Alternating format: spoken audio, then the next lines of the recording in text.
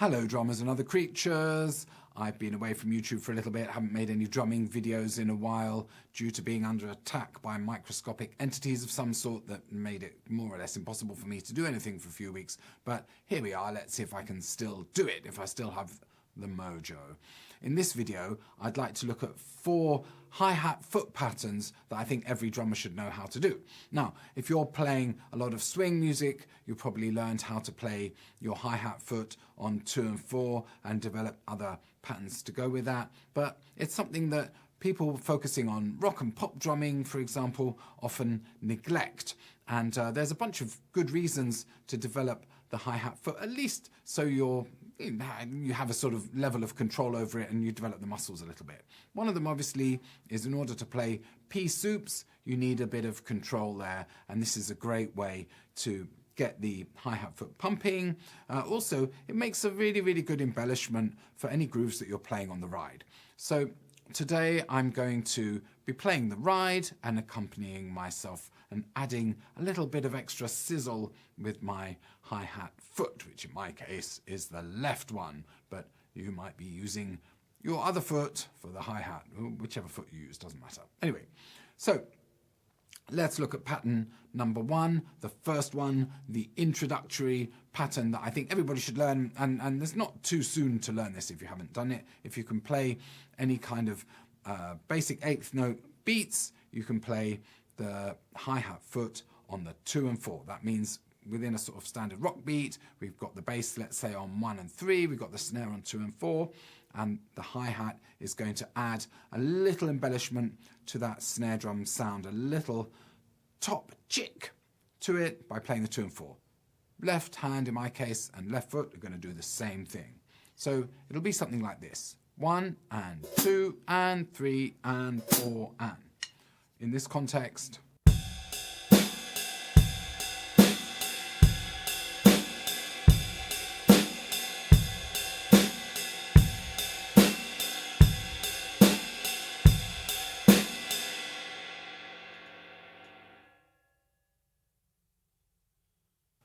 if you can get the hang of that and you want to just learn how to relax with that, get a nice tight chick sound, most of the time I will play this kind of thing with a heel up motion. I'll raise up the back of my foot. I'm too lazy to try and set up another camera and all that to show you, but I'm just, my foot goes from a state of rest on the hi-hat pedal, I raise it, the back of my foot a little bit, just until the cymbals come apart, and then I drop my heel back down again.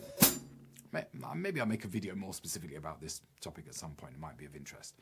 But that's all I'm doing. Now, once I can do that with my very basic bass on 1 and 3, which I find most people can get the hang of in a fairly straightforward way, I'm going to try some other bass drum patterns with 8th note variations like bass on 1, 3, and the end of 3, the most common groove in rock music, I suspect. I think so, anyway.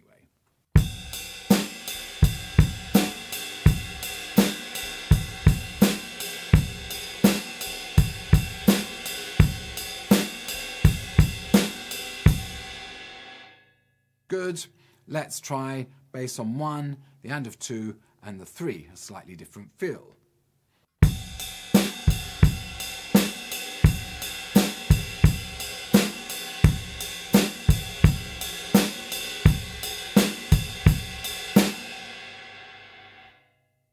Nice. Let's do a bit more Andiness. Let's go bass on the 1, the end of 2, and the end of 3.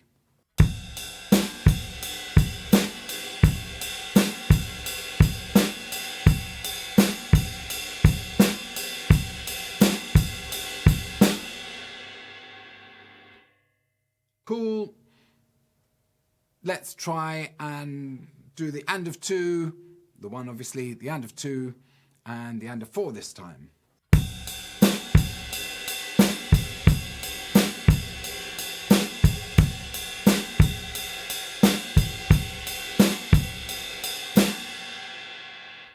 And so on and so on. Now, you can grab your mini monster book or whatever book you like to use for your 8th note vocabulary or general rock and pop vocabulary and work through as many patterns as you can, getting the hang of that hi-hat pattern on the 2 and 4, just sticking with 8th notes for now.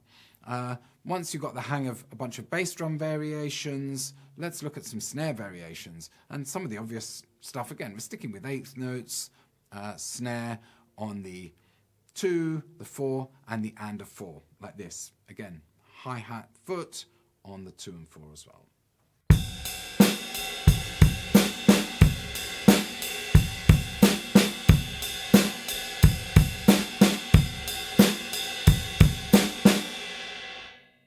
Now with the snare variations, you might find that your foot wants to follow the hand a little bit and you'll get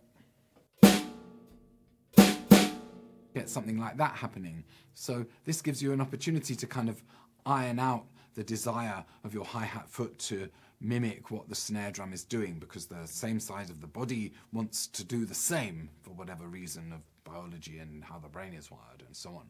So you might find that can be a little bit challenging. It might be even challenging than developing some different bass drum patterns. See what happens, but you want to get comfortable with that. Now another one that's good would be the snare on the and of 3 and then the 4, like this.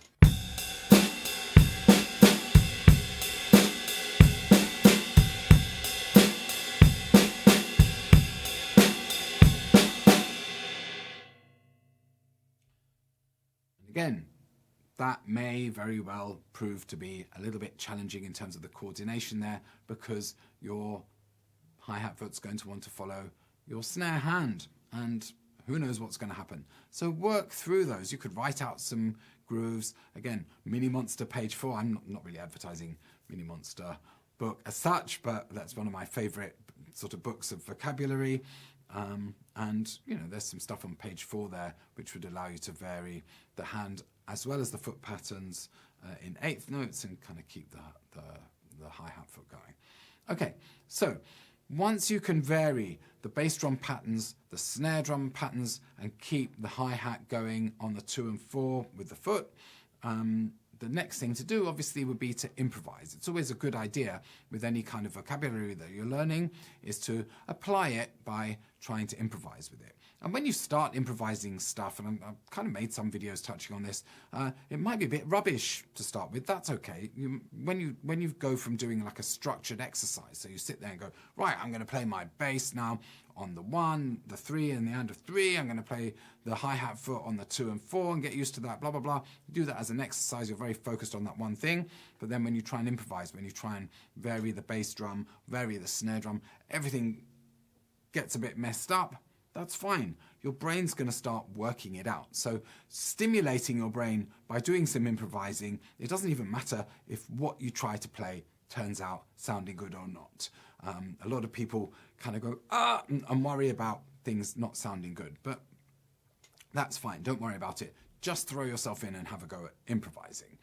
So I'm going to improvise now with some bass drum 8th notes, some snare drum 8th note variations, and we're going to keep the hi-hat foot on the 2 and 4.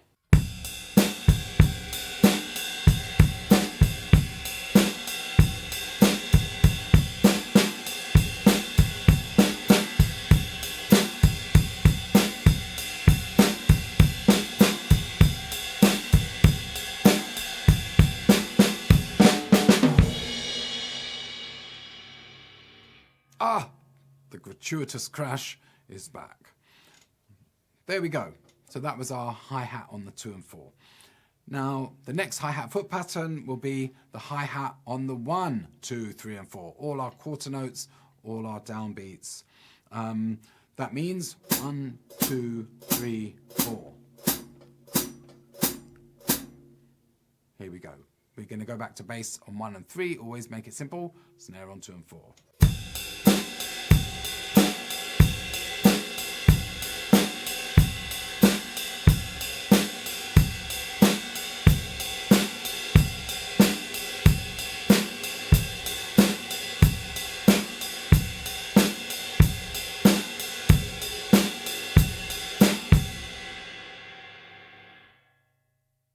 Nice.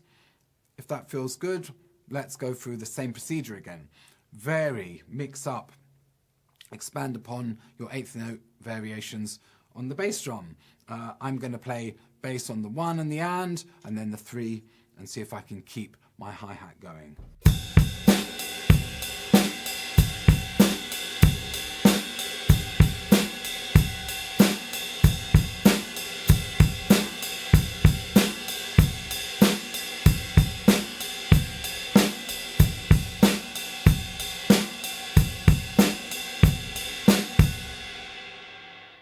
So on and so on. Let's see if I can vary the snare and keep the hi-hat going. And why do I keep pointing at the thing?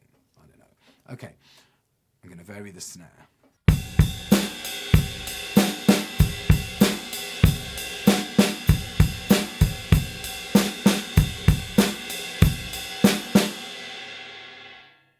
So take whatever patterns you worked on with the 2 and 4 and now learn how to do them with the hi-hat foot playing 1, 2, 3 and 4, all your quarter notes. Next, if you want to add another dimension to this, you could try and keep the hi-hat going while you're playing fills. So if we just start off with a simple half a bar fill, like the old "Oh you knucklehead, taddy tuckadee" as I like to call it, I'm going to try and keep that hi-hat going through the fill. Now, if you've not done this before, again, the coordination, stop saying again already, but the coordination might be a little bit tricky. So perhaps you want to try and play the fill a few times whilst just focusing on getting that to work with the hi-hat foot. So I might go.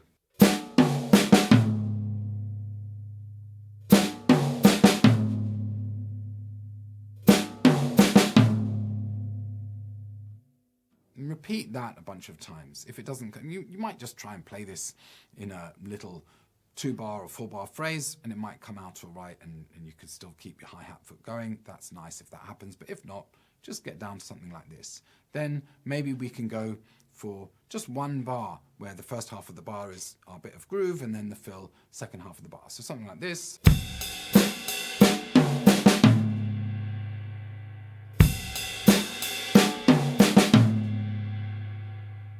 And you focus on those little parts of it and then build it back up so you're then playing a normal phrase. So I'll do a 2-bar phrase this time.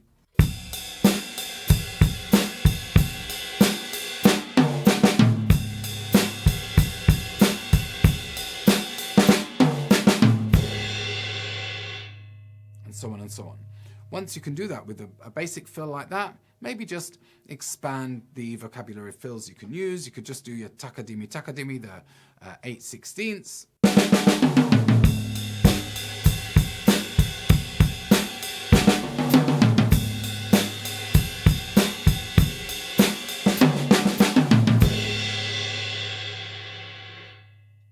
And whatever you like. But it's quite a good idea. Now, you might kind of get to the point where you've got the hang of the hi-hat foot pattern, but getting that to keep going through the fill might be a bit of a pain in the neck, and you decide not to bother. Just stick that on the side and come back to it another time. Now, the third hi-hat pattern with the foot we're going to look at is the ands, right? The upbeats. 1 and 2 and 3 and 4 and.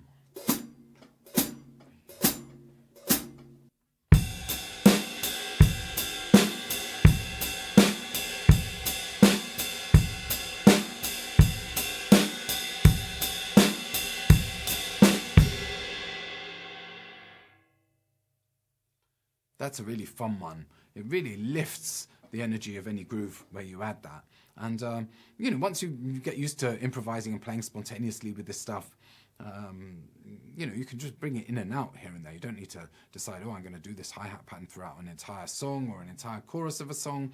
But you might get the hang of using these just to add a little bit of extra spice whenever you need it.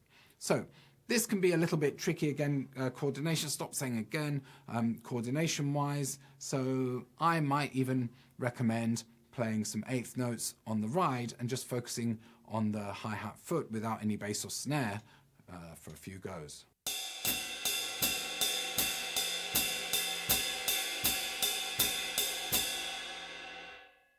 Then bass on 1 and 3, snare on 2 and 4 again, keeping it nice and simple.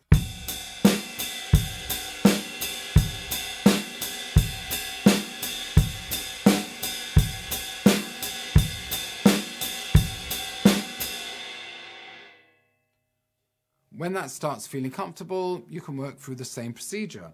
Start adding some different bass drum eights, start adding some snare drum eights, and work through some vocabulary until you know that you can improvise.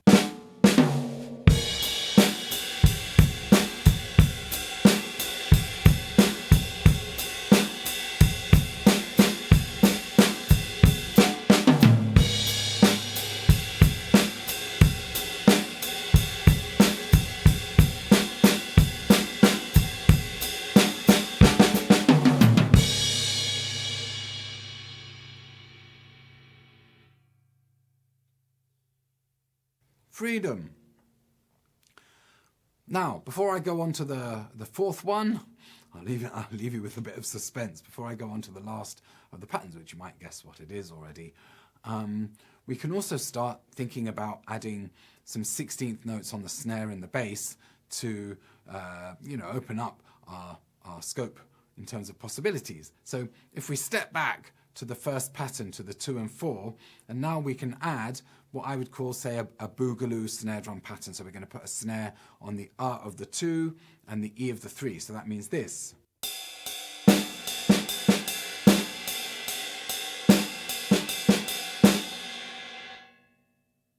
Bass on 1 and 3 again, or 1, 3 and 3 and let's get this working with the 2 and 4.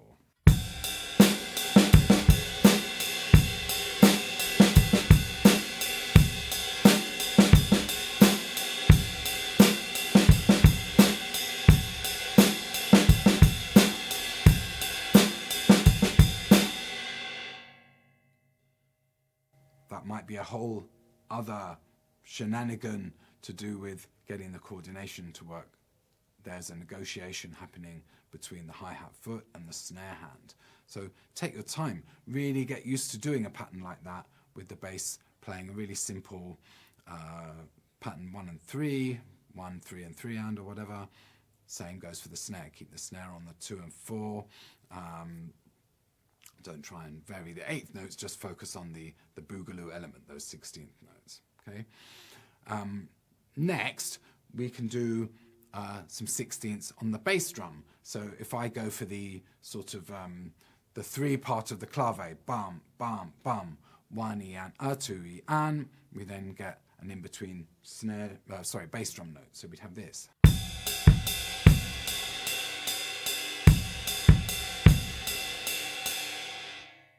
And this time, let's work on that with the 1, 2, 3, 4, all the quarter notes playing the hi-hat.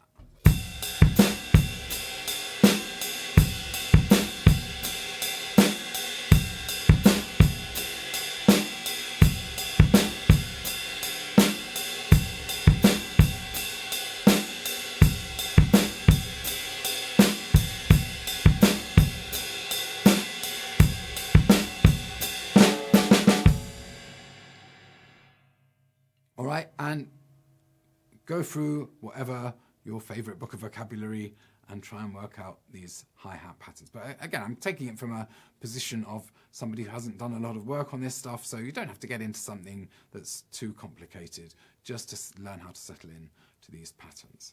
So we've mixed up the snare and the bass with the hi-hat patterns. Let's just see if I can play some ands. We'll play the offbeat 8ths or the upbeats and vary the bass drum and snare, including the 16ths. And again, I'm giving you some quick examples here. Don't forget, all of this, to get proficient enough to do this, might take a little while and determination.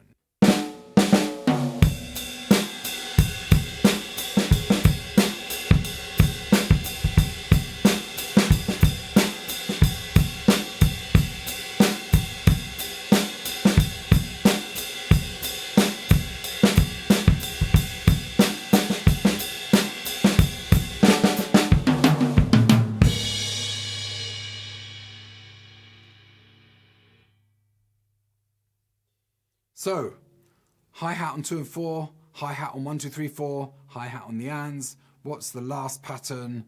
Obviously it's going to be all the 8th notes, which I personally find quite annoying, but it's a good workout with the foot. And there's a bunch of rock songs where drummers will play 8s with the hi-hat foot. And it's a great way of augmenting the ride pattern, or, you know, if you're playing like a groove on the toms, it gives you that little bit of top end. If you're playing, for instance, a ride bell, playing the eighth notes on the hi-hat foot is quite a good thing to keep the pulse of the song going if you need that sort of energy. So you might use it in this sort of way.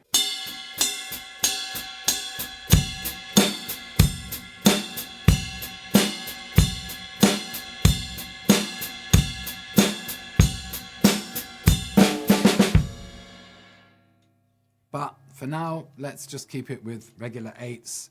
And we've got this sort of oppositional right hand, left foot, or left hand, right foot if you're the other way around. But that can be another little interesting coordination challenge. You might notice some extra flamming when you're trying to do all the eighth notes. It can be something that makes you think about how you're balancing at the kit, because your heel's going to be going up and down. You're going to be bobbing your foot quite actively, more than the other patterns, obviously. And then getting the balance right with the bass drum could be interesting.